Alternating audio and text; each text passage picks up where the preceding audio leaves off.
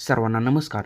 आपल्या Shivarth D classes या YouTube चॅनलला मी सर्वांचं स्वागत करतो. आपण जर माझ्या चॅनलला नवीन असाल तर चॅनल सबस्क्राईब करा आणि हा व्हिडिओ जास्तीत जास्त शेअर करून व्हिडिओला लाईक करा. मित्रांनो, आपण या महत्त्वाच्या व्हिडिओमध्ये चालू घडामोडी जी की दैनंदिन चालू घडामोडी आहेत या संदर्भात आपण चर्चा करणार आहोत. तर भारत आणि असे कोणते एक प्रमुख व्यापारी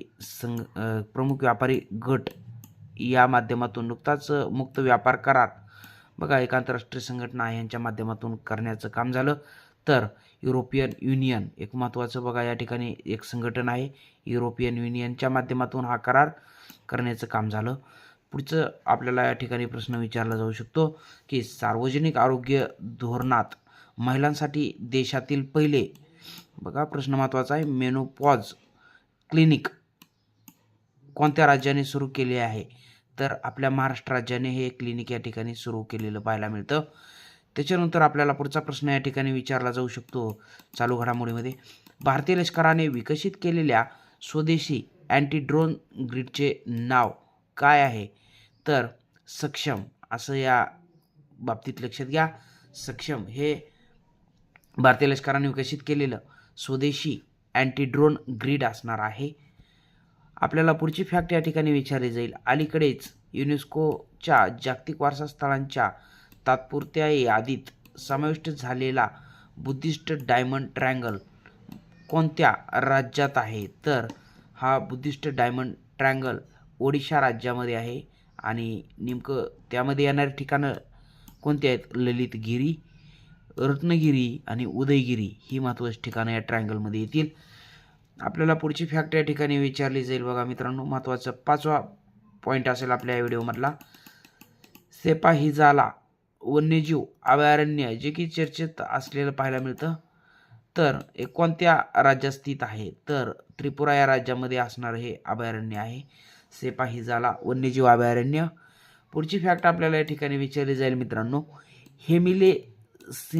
हेमिलेसिनम इंडिकम ही कशाची नवीन एक प्रजाती बघा या ठिकाणी शोधण्याचं काम झालं. तर मशरूमची ही प्रजाती आहे मित्रांनो. आणि जी प्रजाती कुठं सापडली? तर उत्तराखंड या राज्यामध्ये. लक्षात असू द्या, प्रश्न विचारला जाऊ शकतो. हेमिलेसिनम इंडिकम IMP असणारा पॉईंट.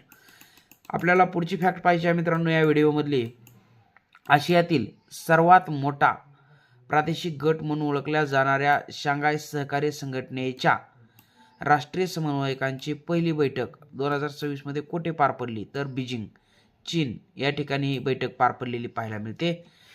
पुढची फॅक्ट आहे आपल्या व्हिडिओमधली मित्रांनो, आकाशलब्धी हा उपक्रम कशाशी संबंधित आहे?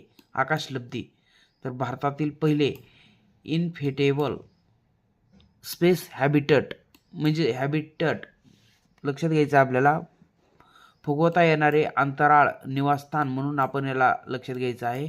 विकास करण्याच्या बाबतीत हे महत्त्वाचं असणार आकाशलब्धी. चला, सायना नेहवालने कोणत्या क्रीडा प्रकारातून नुकतीच बघा एक निवृत्तीची घोषणा केलेली पाहायला मिळते? तर बॅडमिंटन या क्रीडा प्रकारातून सायना नेहवाल यांनी नुकतीच निवृत्तीची घोषणा केली. आपल्याला पुढची फॅक्ट आहे, सायना नेहवालला कोणत्या टोपण नावाने ओळखले जाते? तर भारताची फुलराणी या टोपण नावानं आपण या ठिकाणी सायना नेहवाल यांच्या बाबतीत लक्षात घ्यायचं आहे, भारताची फुलराणी.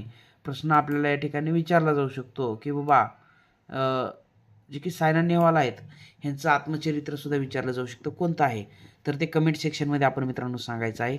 शिवाय असे काही महत्त्वाचे काही खेळाडू आहेत जगामध्ये गाजलेले, त्यांचे टोपण नाव आपण आपल्या व्हिडिओमध्ये घेतलेले आहेत. आपल्या चॅनलला तो व्हिडिओ अपलोड केलेला आहे. तर आपण या व्हिडिओला जास्तीत जास्त लाईक करून मित्रांनो, आपण चॅनलला नवीन असाल तर चॅनलला सबस्क्राईब करा. तर हे सर्वच्या सर्व महत्त्वाच्या फॅक्टला लक्षात घ्या. आगामी परीक्षेमध्ये हमखास अशा स्वरूपाचे प्रश्न असतील. तर भेटूया आपण पुढच्या व्हिडिओमध्ये. तोपर्यंत धन्यवाद. जय हिंद, वंदे मातरम.